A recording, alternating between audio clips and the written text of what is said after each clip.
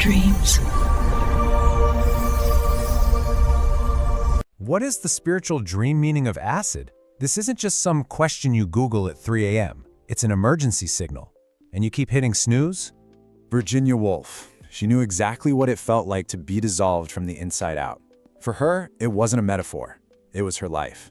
We know her as this brilliant, groundbreaking writer, but that's not why we're talking about her.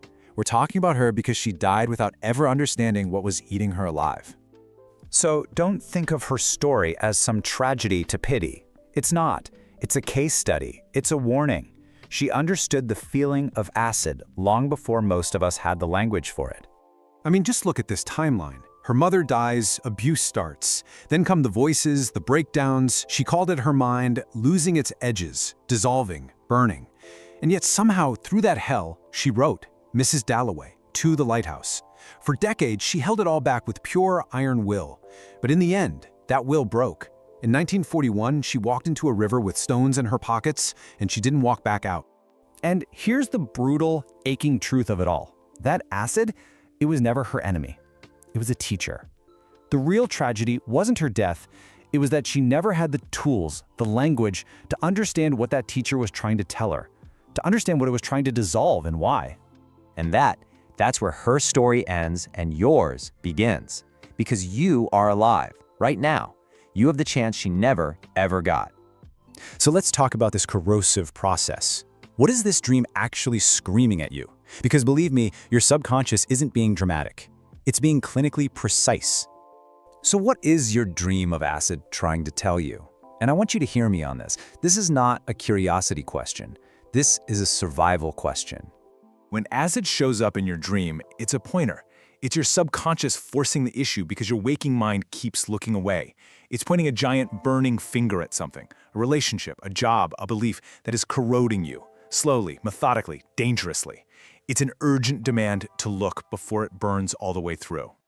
You can look at this corrosion through a few different lenses. The Jungians would call it the prima materia, this raw, caustic stuff that has to dissolve the dead parts of you so something new can be born.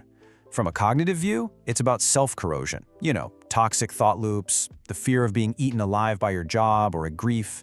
And relationally, well, that's often about you absorbing someone else's toxicity, letting it eat away at you, because somewhere along the line, you were taught that love is supposed to hurt. Let's be absolutely clear. Love does not corrode you. What corrodes you is fear wearing love's face. And this is why the acid dream is one of the most urgent signals your mind can possibly send. You see, unlike a scary monster or a falling dream, acid isn't a static image. It's an active process. It moves, it spreads, it works while you're waiting, while you're procrastinating, while you're telling yourself it's manageable. Let's just break this down. You tell yourself it's manageable. The reality, it's spreading. You think you'll deal with it later. The reality, it is actively working while you wait. You tell yourself, oh, it's just a bad job or it's just a tough relationship. The reality, it's corroding your very sense of who you are.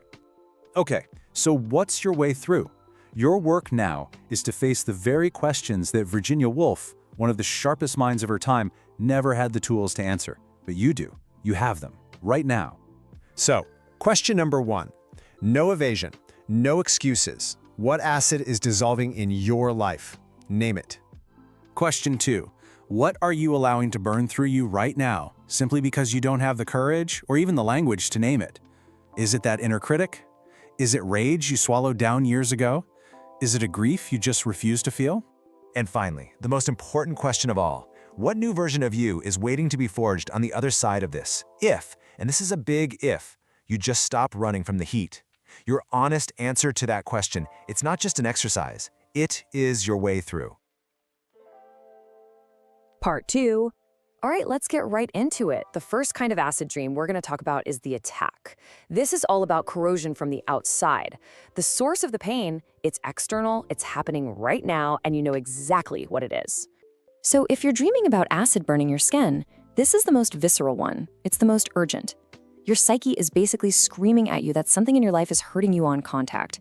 We're not talking about a slow burn here.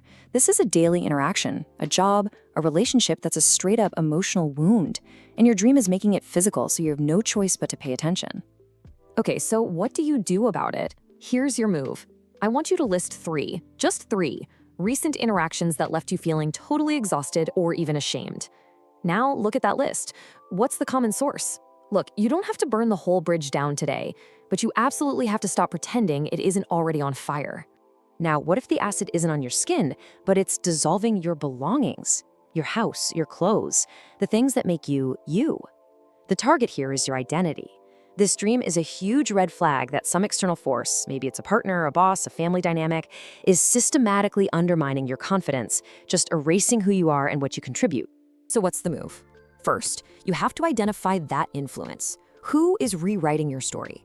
Then you sit down and you write your own version, the real one, the one where you matter, and you reread it every single morning.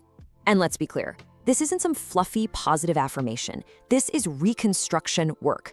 There is a huge difference. Okay, then there's the acid rain dream.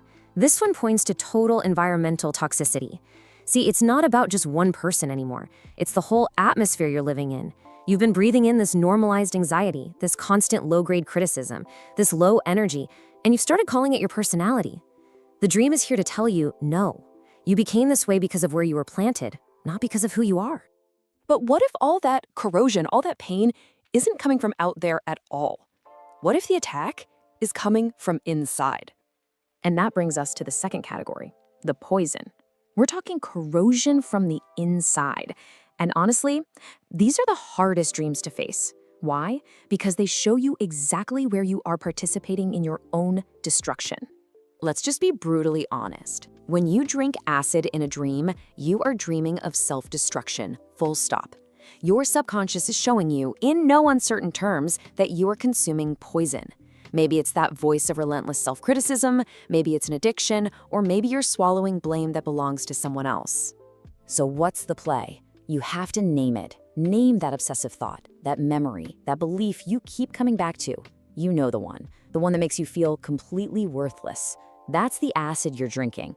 And the next time it shows up, I want you to say this out loud. This thought is acid. I am not drinking it right now. This is about immediate, conscious interruption. You're drawing a line. Now, if you're dreaming of swimming in acid, wow, that is total immersion. It means you are just marinating in toxicity. It's become your entire environment. And what that dream is telling you is that half measures aren't going to cut it. This calls for a total life audit. We're talking people, places, habits, thoughts, the whole shebang. So that leads to a pretty big question, right? How do you handle a power that's way too dangerous to drink, but is obviously way too potent to just ignore? And this is where things get really interesting. It brings us to our final category of dreams, the forge. This is where we stop talking about damage and start talking about contained power, about control, about real, profound transformation. Ever dream you're holding acid in a bottle? That means you are managing something dangerous. You're containing it. A hard truth, a secret, maybe a deep, deep anger. This is the dream for anyone who is always fine, you know? The one who holds it all together for everyone else. But here's the message your dream is sending you. That bottle is shaking, and it will not hold forever. So your move, you have to find a controlled release. Not an explosion, we're talking a journal. Therapy. Just one honest conversation with someone you trust can actually handle it. The point isn't to let the bottle shatter into a million pieces. It's to pour it out, carefully, into something safe. Okay, now for a really hopeful one. This is the redemptive dream. If you dream about the acid being neutralized by something, your mind is literally telling you two things.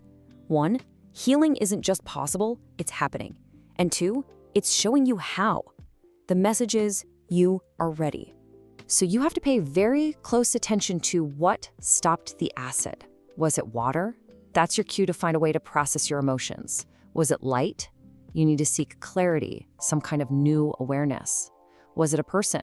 Well, that's a sign to find safe connection. Whatever that symbol was, you need to pursue it. Specifically, in your real life, this week, no excuses.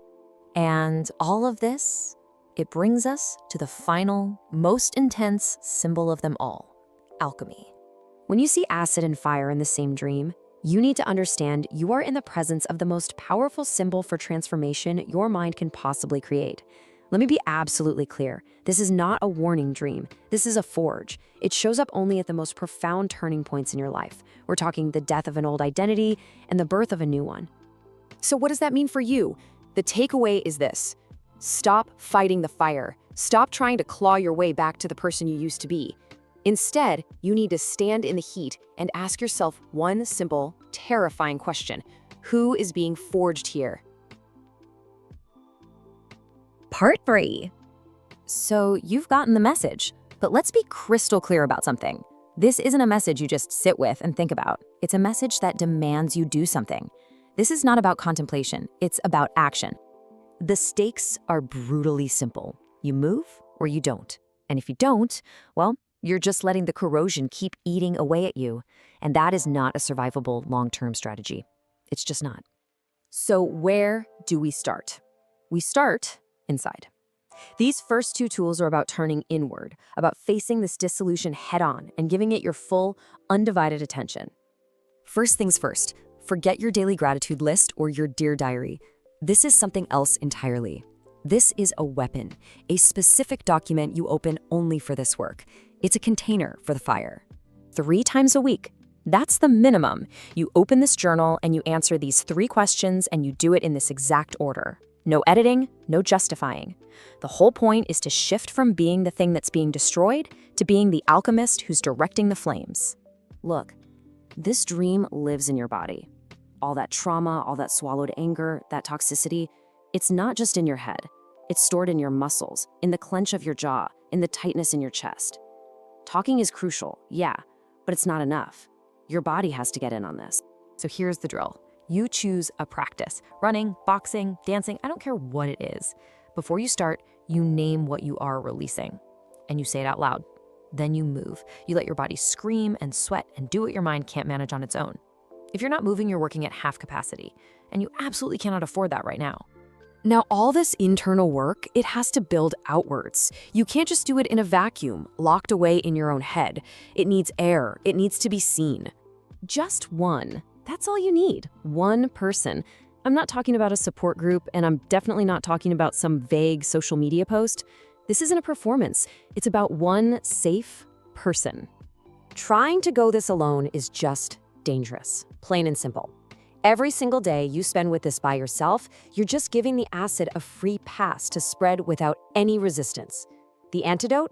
It's a very specific kind of conversation. Listen to me. You are not calling this person to be fixed. You are not asking for their advice. You are asking for one thing and one thing only, to be witnessed. To say the full, raw, unedited truth out loud and have one other human being confirm that yes, your reality is real. Make that call today. This is about seizing the narrative. It's you giving your psyche a language for the part of your experience that has no words. Because if you don't, it's just going to keep speaking in your dreams, getting louder and more urgent until you finally listen. You know, Virginia Woolf did this with her writing. It kept her alive for decades. So the question is not, are you talented? Who cares? The question is, will you give what's happening inside you a channel? Don't worry about the finished product. Create the process. Show the burning. Show the raw dissolution. Okay, and now for the part of you that needs order. The part that's screaming to impose some kind of conscious structure on all this chaos. These final 2 tools, they provide that framework. So you've got 2 different paths to the same goal. One is for the mind that needs logic, that needs data. The other is for the spirit that needs symbols and ritual. Trust me, both are equally powerful. You just have to choose the one that speaks your language. All right, for the part of you that needs a concrete plan, here it is, a direct, systematic inventory of every single thing in your life that is corrosive. You draw these 4 columns, and you just list everything. Every person, every place, every habit, every belief that leaves you feeling drained, smaller, or ashamed. Don't rationalize it, don't explain it away, just list it. Then you go back, and you mark each one. Exit means it has to go, period. Boundary means the terms of engagement have to change now. And investigate means you need to get professional help to understand it. And then you act on one exit this week. Start with the most obvious one. This is the difference between just understanding and actually transforming. action is the entire point. Now, this isn't some kind of escapist magic. Let's be very clear. This is a direct conversation with the part of your mind that sent you the dream in the first place. You are talking back to your subconscious in the only language it truly understands, the language of image, of symbol, of intentional action. Once a week, you make a space, light a candle, write down one thing that's been corroding you, and you burn it, safely. As it burns, you say the words aloud. This isn't a one-time fix, you know? Consistency, that is everything.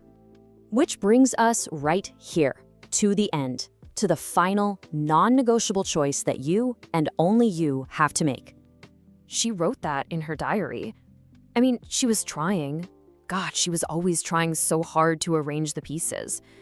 But in the end, she just didn't have enough of them, and the acid outran her. But you have more pieces. You have this awareness. You have the language she was so desperate to find. So this dream, it's not a death sentence. It is an invitation to consciously, deliberately choose to become the gold. And really, that's the only question that matters now. The corrosion is active. It is moving right this second. It is not waiting for you to feel ready. The corrosion doesn't wait. So will you?